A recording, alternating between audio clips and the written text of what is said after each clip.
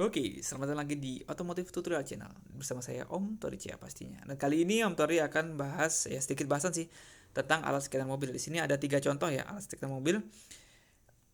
Tapi sebelum itu kalian yang masih apa ya belum tahu, masih belum familiar, scanner mobil itu intinya sistem kerjanya buat membaca data dari ECU untuk menampilkan kerusakan elektrikal pada mobil kalian. Nah, yang intinya buat mempermudah teknisi dalam mencari kerusakan. Nah, elektrikal itu banyak teman-teman, ada dari elektrikal mesin, kode P ya, kalau di scanner kode P, dari electrical body seperti ABS, airbag dan segala macam itu kode C ya, dan berbagai macam. Nah, di sini kita punya kabel dan alat itu sendiri karena di sini di tahun 2002 ke atas produsen mobil sepakat buat memproduksi konektor yang namanya OBD2 16 pin ya, seperti ini. Jadi semua mobil 2002 ke atas sepakat pakai konektor ini. Artinya di bawah tahun itu kisaran 95 ke atas, antara 2002 sampai 95, kita butuh tambahan lagi karena setiap merek berbeda konektor. Contoh ini di BMW 20 pin ya. Bisa buat E36, ini di Kia ya. Ini di Toyota lama, ini di Mazda, ini Toyota lama juga. Dan ini cuma buat pemanjang kalau pas pakai dongle ini pas posisi dashboard sempit ya. Nah, ini buat pemanjang aja. Ini male to female teman-teman.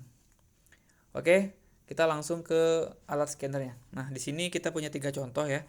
Di sini bentuknya seperti apa ya? Seperti game jadul ya, ada layar, ada tombol dan kabel. Nah, kelebihan alat ini, kelebihan yang tipe kayak gini, dia lebih simpel dan cepat dalam membaca karena memang dia didesain untuk bisa dibawa kemana-mana tanpa harus gadget tambahan seperti layar tambahan atau laptop tambahan seperti itu kan. Nah, kekurangannya dia terbatas teman-teman. Dia terbatas pada data atau sensor-sensor mesin aja biasanya, ya kan. Dia tidak bisa membaca keseluruhan. Jadi kalau kalau kita perlu membaca keseluruhan, kita harus punya gadget tambahan seperti ya layar HP bisa, ya kan. Laptop juga bisa. Seperti kedua alat ini dia butuh layar pembaca. Nah, tips buat kalian ketika kalian pengen beli beli apa yang full system. Nah, ini full system ya. Kalau ini bukan dan ini juga bukan. Kalau kalian mau beli full system, beli aja yang dongle seperti ini. Artinya kalian layar pembacanya pakai HP kalian sendiri bisa, karena terkadang ketika kita beli yang satu set mereka juga jualan HP ya, malahan ya jualan laptop juga. Karena memang mahal, jadinya mahal. Oke.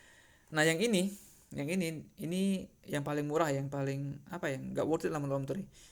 Ini cloningan dari full system kayak gini ya. Jadi di cloning, diproduk sendiri, dipasarin sendiri, nggak ada mereknya. Yang menurut Om Tori ini ilegal kayaknya.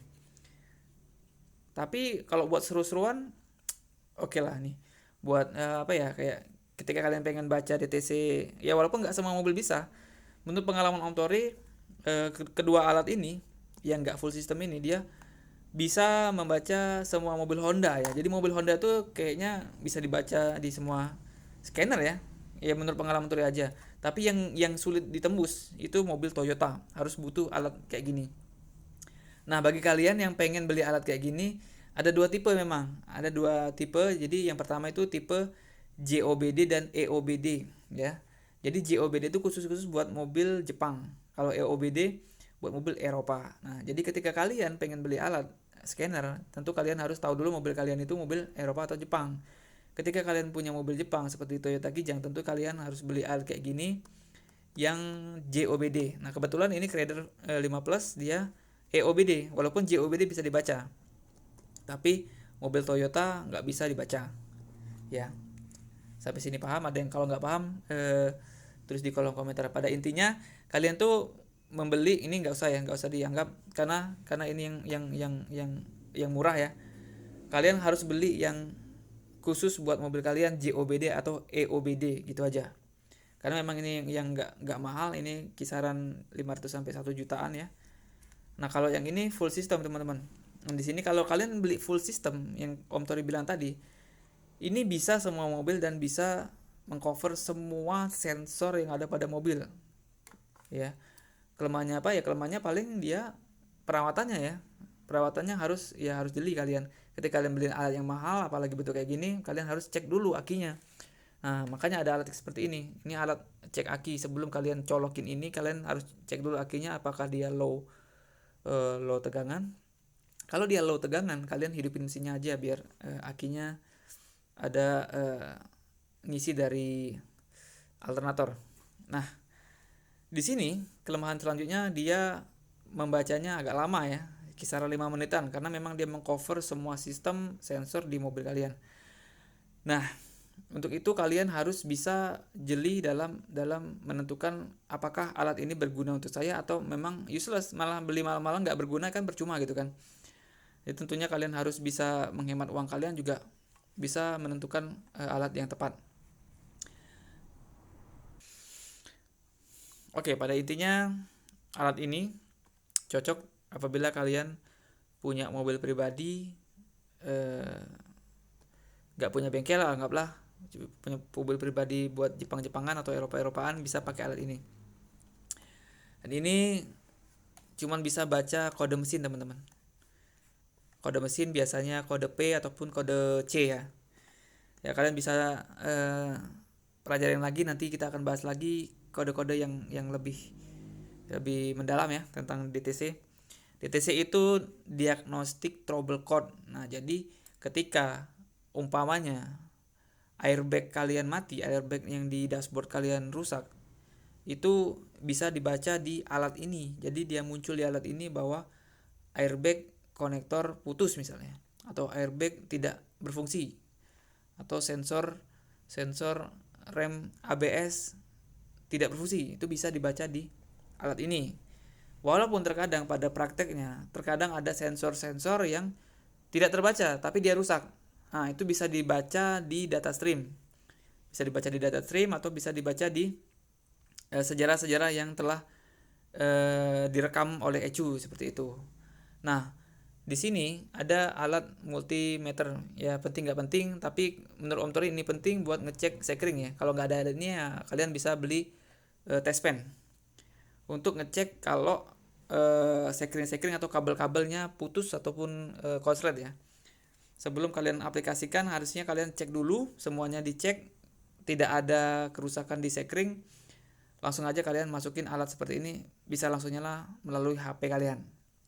Nah, yang selanjutnya yang harus kalian perhatikan adalah terkait tampilan di MID. Ketika tampilan di MID kalian ada kedip-kedip kuning, artinya kalian butuh alat ini teman-teman. Tapi kalau tidak ada kedip-kedip kuning dan mesin mobil kalian normal, itu nggak perlu alat kayak gini. Jadi kayak yang merepotkan ketika cek engine atau yang kedip-kedip kuning di bagian MID ataupun apa namanya, bahasa umumnya itu seperti speedometer lah. Nah, di bagian speedometer ada di sisi bawah atau sisi samping itu kan ada seperti logo mesin seperti ini. Nah, ketika itu nyala waktu mobil kalian hidup, ya kan. Nah, itu ada yang tidak beres di sistem sensor di mobil kalian. Tentu kalian harus membacanya dengan alat seperti ini, teman-teman. Nggak bisa diawang gitu kan. Akan butuh waktu yang lama buat menguji satu persatu sensor-sensor mana yang rusak, dan Om Tori pernah melakukan hal itu. Ketika Om Tori menguji sensor idle AC ya di mobil Honda Jazz. Nah, itu nyopotin harus punya Honda Jazz lain yang bersedia jadi kanibal ya. Jadi ditukar-tukar alatnya yang mana yang rusak seperti itu, dan itu butuh waktu yang lama ya kan. Dengan alat ini kita bisa mendeteksi dengan cepat seperti itu. Nah, tips lagi ketika kalian tidak menemukan alat yang cocok ya, kalian bisa pinjam aja di bengkel, walaupun dengan jasa yang menurut Om Tori nggak murah sih. Kalau kalian menemukan jasa bengkel dengan alat seperti ini ya kisaran sekitar 100 ribuan lah. Sebenarnya kita bisa pakai alat ini teman-teman. Ini bisa dipakai di konektor OBD2 di pin nomor 9 maupun nomor 4 ya. Tapi ini digunakan apabila kalian memang tahu atau memiliki buku panduan dari mobil itu gitu kan. Kalau kalian nggak punya buku panduannya, mending nggak usah pakai alat ini karena memang berbahaya ya. Kalau ECU kalian jeblok gitu kan, ya udah ganti ECU puluhan juta itu teman-teman. Ya demikian yang bisa Om Tori sampaikan yang umum ya, yang pendahuluan. Nanti kita akan ketemu di video berikutnya dengan bahasan scanner ECU yang lebih mendalam lagi.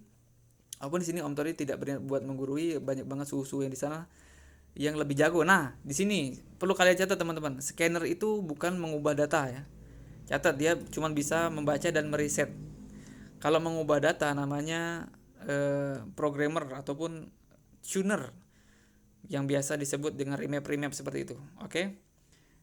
Sampai ketemu lagi di video selanjutnya. Wassalamualaikum warahmatullahi wabarakatuh.